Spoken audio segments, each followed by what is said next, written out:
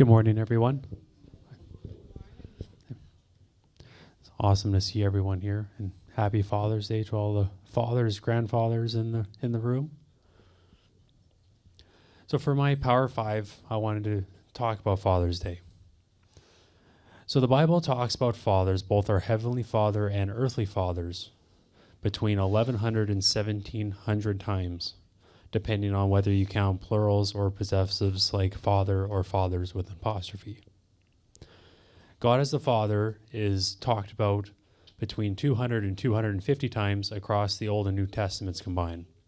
And earthly fathers are talked about the remaining 900 to possibly 1,500 times. And the mentions are for exclusively reserved for human fathers, ancestors, or leaders. The Bible talks about fatherhood through both the responsibilities of earthly fathers and the perfect example of God as a heavenly Father. Key topics include guidance, patience, discipline, and the lasting impact of a father's moral integrity on his family. And I just wanted to share some Bible verses that talk about fathers, which include Ephesians 6, verse 4. Fathers, do not provoke your children to anger, but bring them up in the discipline and instruction of the Lord. This advises dads to balance guidance with patience to avoid discouraging their children. Proverbs 22, verse 6 says, train up a child in the way that he should go, and even when he is old, he will not depart from it. A reminder of the long-term impact of consistent foundational teaching. Proverbs 20, verse 7, the righteous man walks in his integrity. His children are blessed after him. This highlights how a father's personal character and moral choices serve as a powerful example for his family. We, as fathers, as men, have a heavenly burden to bear. We are called to lead and to guide our families by example. That means that every day we put down ourselves and lead with a servant heart.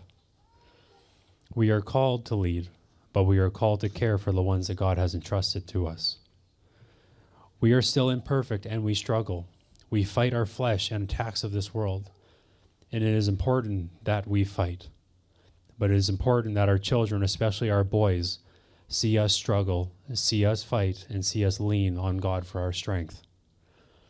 The Bible talks multiple times of leading to guide and instruct the next generation. This is a role that God has designed men to do. Yes, women have a role to support and help instruct and teach the next generation, but men have the influence and impact on their children that can shape lives.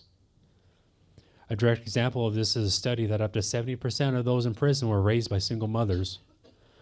Boys and girls raised without the guidance of healthy men seek their identity from predatory groups like gangs and the LGBTQ community that promise an identity and self-worth that should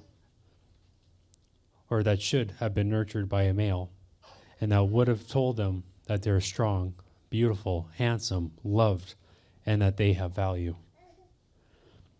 Men, we have a purpose, a divine purpose to lead, guide, nurture, and serve.